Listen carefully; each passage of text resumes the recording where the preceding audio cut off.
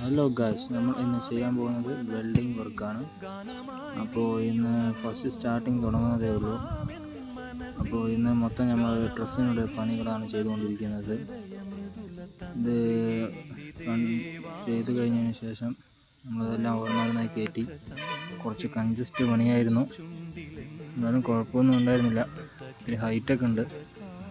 അപ്പോൾ ഏകദേശം ഡ്രസ്സുകളൊക്കെ നമ്മൾ കയറ്റി കഴിഞ്ഞു.